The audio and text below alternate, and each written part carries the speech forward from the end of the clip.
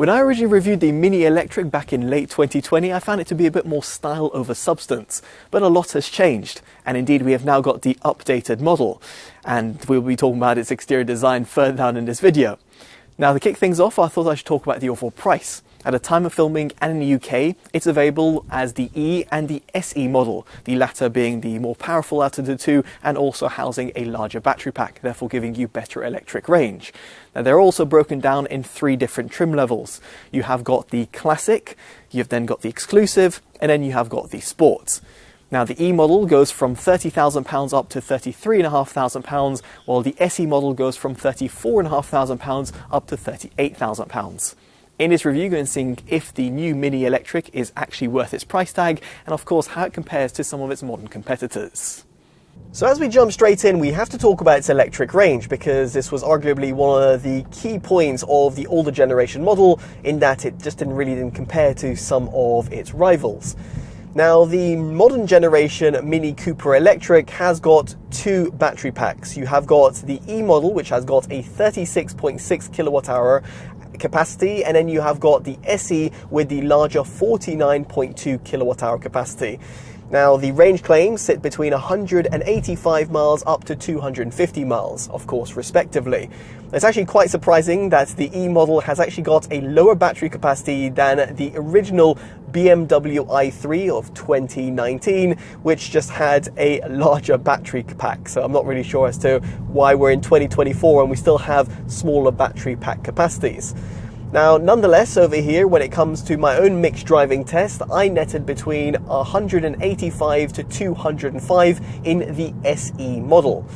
Now, that isn't exactly the best in its class. Of course, if you do look at the mileage leaderboard, you'll be able to see over here that the Mini doesn't exactly compete with the likes of the VW ID3, the Cupra Born, the Tesla Model 3, or, for example, the MG4, although it is slightly better than some of the other electric vehicles, such as the older generation Vauxhall Corsa E, the Peugeot E208, or the likes of the Fiat 500e and the GWM Aura 03. Now, what I'm trying to say effectively over here is that one might have expected better range from the Mini given the progression that we have had, but unfortunately that's still not the case. It doesn't exactly stand out in comparison to the vast majority of its rivals, and given the overall price point, it is actually pretty disheartening. Now, what I do like, however, is the fact that Mini have provided you a full 1-pedal drive. Now, right now I'm in B mode, and if I were to lift off the accelerator pedal, I will come to a complete standstill, which means that when it comes to driving in and around the city, I can simply drive with 1 pedal only. Now, if I do not want that behavior, I can simply flick down on a little switch that is found towards the dashboard, and I go on to D mode. Now, D mode can be customized via the infotainment system, so you can change the behavior, and therefore means that you can basically customize it to how you actually want it to behave. Quite handy, for example, when you're on the motorway. It's nice to see that that degree of customization is still there on the Mini, because some of its modern rivals, such as the likes of Tesla, have done away with all degree of customization, and therefore makes it a little bit more cumbersome depending on your own driving habits. Now, aside from recouping energy while on the move, you can also plug it in, and via CCS ports, the E model will take up to 75 kilowatts, while the SE will take up to 95 kilowatts. It will go from roughly 10 to 80% in 28 and 30 minutes respectively. Now, both models have got an 11 kilowatt onboard charger fitted as standard, and therefore the E model will take 4 hours and 30 minutes to go from 0 to 100%, while the SE model will take 5 hours and 15 minutes. There is also the ability of plugging it in via regular 7 kilowatt wall box, and here the times extend up to 5 hours and 45 minutes and 7 hours and 45 minutes respectively. As for a 3-pin input, both models will take roughly 23 hours to get a full charge. So past the overall efficiency, what about when it comes to performance? Well, here both models have got a singular front mounted motor only, which drive the front wheels. It's worth noting over here that when you are going to be accelerating quite rapidly and you're putting your foot down to the metal, you will find that both models, namely the SE, do suffer from torque steer and also front wheel spin. So therefore it's just something to be mindful about, and it's quite a shame to actually still see it present in a modern day electric vehicle. Now, nonetheless, over here, the E model has got 135 kilowatts of power, or 184 horsepower, and 290 newton meters of torque.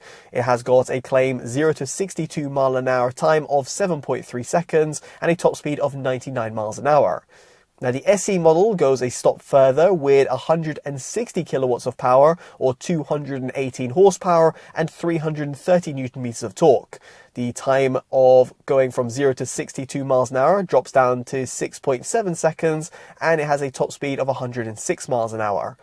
Now, using RaceLogic's Performance Box Touch, I had the SE model tested from 0 to 20 miles an hour in 1.84 seconds, 0 to 30 miles an hour in 2.74 seconds, 0 to 60 miles an hour in 6.16 seconds, and therefore far better than the manufacturer's claim, and 50 to 70 miles an hour in 3.04 seconds. I also clocked in a peak acceleration of 0.55 Gs. Now, some will say that its overall straight line speed is nothing to really shout about, and you wouldn't be wrong because you've got the likes of the MG4 X-Power, which completely obliterated in a straight line dash. But with that said, the Mini, in my opinion, has a key selling point, and that's the overall driving experience. See here, you have got a fantastic connection with the front axle. The vehicle feels really responsive and it's super fun to drive, specifically if you go on the go-kart mode experience that you can select via the infotainment system. In this respect, it's class leading, and I don't think any of the alternatives out there on the market can really compete with it. However, one thing should be said is that it's not comfortable to drive. See, due to the overall suspension setup, which has been tuned for a bit more of that fun sort of driving experience and pretty much no body roll when you're chucking around winding country routes, it does mean that when you're just pottering around town and just going on the motorway, for example, you'll be able to hear and feel all the anomalies, the speed bumps and the potholes. And that, to me, can be potentially a deal breaker for those people who are considering the Mini Cooper electric and comparing and contrasting it with some of the alternatives out there on the market. Worse still, while traversing at high speeds, there's a lot of road noise that comes within the cabin. And that means that when you're going to be going on the motorway, or for example, traversing on uneven terrain, it'll take away from the overall enjoyment of driving the vehicle. And that's quite a shame, because the overall interior design and the materials that have been used within the cabin are certainly very premium, especially if you compare and contrast it with some of the other vehicles at this price point.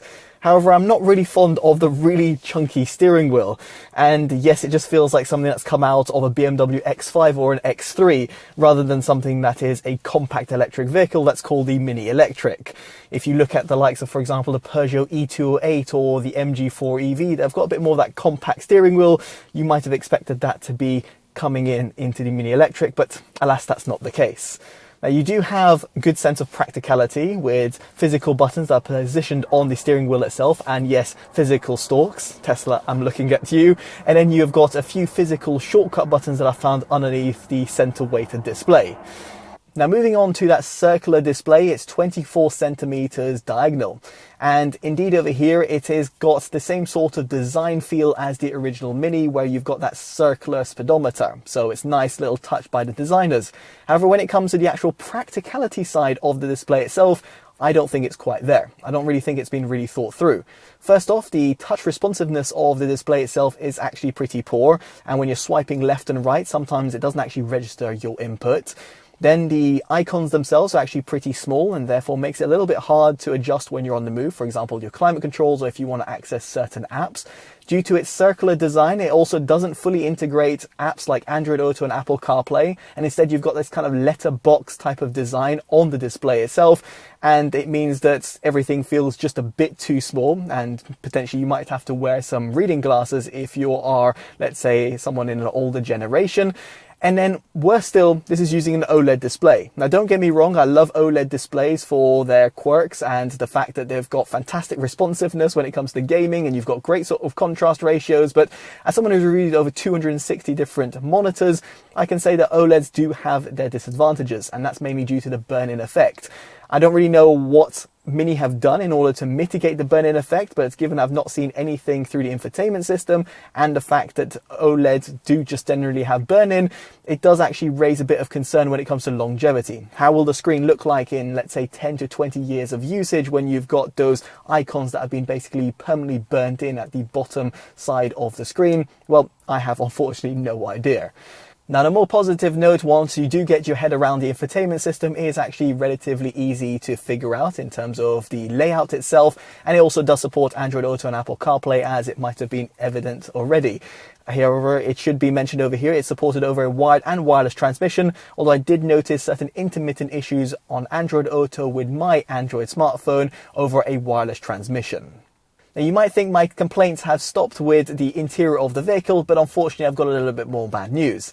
See, if you go for the entry-level E model, or indeed do not add a £2,000 option for the level 1 pack, you won't have a head-up display.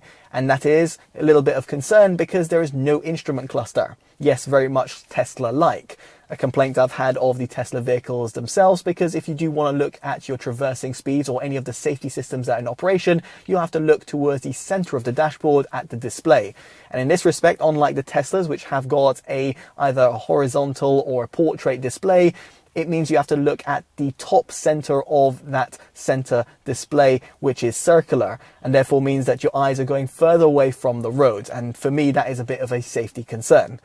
Now, of course, here you can go for that £2,000 option and add the head-up display, or go for the SE trim. And the head-up display itself is actually very good because it provides you all the information that you need and is actually very comprehensively laid out as well, with media information as well that is displayed on it. Now, it is worth mentioning over here, however, that the head-up display itself is also not quite perfect because it's a little bit off-center. It's not exactly straight on, bang on to where your eyes would be looking, but rather it's slightly angled away from the driver, which just really feels baffling to say the least. It's almost someone has designed it by looking at the window into the vehicle rather than sitting in the driver's seat. I don't really know what's gone on there, but you can adjust the rotation of the head-up display to try and counteract that, but it does actually drive my OCD a little bit nuts. Now, when it comes to the other options that you might want to consider, there is a 6-speaker audio system that comes fitted as standard. If, however, you want a pretty punchy 10-speaker Harman Kardon audio system, you want to go for the level 2 pack. This will set you back an additional £4,000 and will definitely give you a much better audio experience across the frequency range. In fact, if you want a detailed breakdown of the audio system, make sure you check out my dedicated audio review that can be found up on your pop banner or by following the links down in the description below. So moving on, we get onto storage, and here you have got a pretty good sort of optimization that's been done by the manufacturer, at least within the cabin. The glove box is pretty large, and then you've got a pretty elongated center console area. At the front, you've got 2 USB Type-C ports and a wireless charger, although that's included in the level pack trim in the E model, which will cost you an additional £2,000, and included as standard in the SE model. Now, further down, you've got 2 cup holders, a small little area that allows you to place, for example, your key fob, and then a small little area that is also concealed, which can be handy, for example, for placing an additional smartphone or smaller size valuables. Towards the rear of the cabin, you've also got a cup holder, which can be useful in certain scenarios. Now, as for the front door bins, they are pretty large, although due to the overall design of them, it does mean that you can't exactly fit a reusable or indeed a metal 500ml bottle, although a plastic one won't be an issue. At the rear, of course, it is very limited in terms of the overall storage capacity due to the overall compact form factor of the Mini Cooper Electric. Aside from storage within the cabin, what about when it comes to its boot? Well, here you've only got 210 litres to play around with, or 800 litres if you drop down the seats. If you compare it with some of its competitors, it's actually one of the smallest in its category. But nonetheless, over here, for those people who are aware of the Mini range, this should come as no surprise. Now, it is, however, pretty practical. You have got a hatchback design and a near flat floor because there's a small little gap between the adjustable boot floor and also the rear portion of the rear seats. And then you've got a small little underfloor compartment and 60/40 rear split folding seats, all of which are very much appreciated. Although it's worth noting over here that you've got no front compartment nor an electric tailgate, be it available as an option or standard in the more expensive SE model. Now, what might also come as a surprise is the fact the front seats are manually adjustable only, and indeed there are no electronic controls available even as an option, although it's nice to see that the steering wheel is heated as standard. But if you do want heated front seats, you'll have to go for the level 1 pack at £2,000 in the E model, although that is included in the SE model as standard. If you do want a panoramic roof as well, you'll have to go for the level 2 pack, and that will set you back £4,000. Now, what I should say over here is in terms of the overall seating comfort, it's not all that good, at least not in my opinion. As someone who drove the Mini Cooper Electric to a few different events, I found that the front seats were just a bit too stiff for my liking, and therefore meant that I had a little bit of lower back pain. Furthermore, that there is no sort of lumbar support or indeed any sort of massage function like you'd find on some alternatives. It does actually lead me to believe that I do feel that the manufacturer could have thought a little bit more about the overall seating comfort, at least for the driver and the front passenger. Now, when it comes to the rear passenger space, well, it's extremely limited. Headroom is not too bad as someone who's just under 6 foot, but legroom is pretty much non-existent. Yet again, no surprise given the older generation Mini Electric and also the other petrol-powered mini vehicles out there on the market, but it's just something I thought I should highlight because if you compare and contrast it with some of the other electric alternatives out there on the market, all of them provide you far better rear occupancy space. Now, a few other observations that I had while testing the vehicle are the fact that the front doors themselves are absolutely humongous. They kind of have to be because there are no rear doors and therefore to access the rear of the cabin, it must be pretty accessible. But still, it's a little bit of a slug getting in and out of the vehicle, specifically if you're an adult. Now, this does mean that the doors themselves are actually pretty heavy and therefore are pretty loud when you're closing them, be it from inside or outside of the cabin. Also, it does take a little bit of getting used to the door handle because it is positioned in the opposite way from what you might be accustomed to. A small little point that I thought I should make. Now, another thing I thought I should mention, and this is potentially my inexperience of driving other mini vehicles, is the fact that the accelerator and the brake pedals were actually really close together. And therefore, as someone who's got pretty wide feet with wide shoes, each time I was lifting off the accelerator pedal, I was grazing the inner part of the brake pedal. And that just left for a pretty uncomfortable driving experience. I'm not sure if this is something that other people have noticed as well, but do let me know down in the comment section below. Equally, I'd love to hear your thoughts about its overall exterior design, because I'm sure it's going to divide opinion. Some people have labelled it online as a Chinese copy rather than a Mini Electric. But in all honesty, having seen it in person and actually sat in it and gotten used to it, I actually prefer it over the previous generation model. And I know that might be a little bit controversial to some, but it still preserves Mini's DNA with the circular headlight and even the somewhat accentuated grille design at the front, the sportier look towards the side and almost a robustness of the rear. It all very much comes together and gives you that kind of unison design. Now, it's worth mentioning over here that 16-inch alloys come as standard in the Classic and the Exclusive, although 17-inch alloys are available in the Classic for £550, while in the Exclusive this moves over to 18-inch alloys. On the Sport model, 18-inch alloys come fitted as standard. In terms of your colour options, silver is as standard in the Classic, racing green in the Exclusive, and chili red in the Sport. Other options are available for £550. Next up, we get on to safety, and at the time of filming it's not been tested by Euro NCAP, so I can't give you any sort of crash analysis, but I can talk about the driver assistance systems. And here you've got basic cruise control, forward collision warning, lane departure warning, speed limit information, and also blind spot detection, all of which are very much appreciated, but it would have been great if there was a further degree of driver assistance systems, for example, adaptive cruise control with stop and go technology, lane centering, or for example, even a blind spot monitoring system which integrates it via the infotainment system, but unfortunately that is not the case.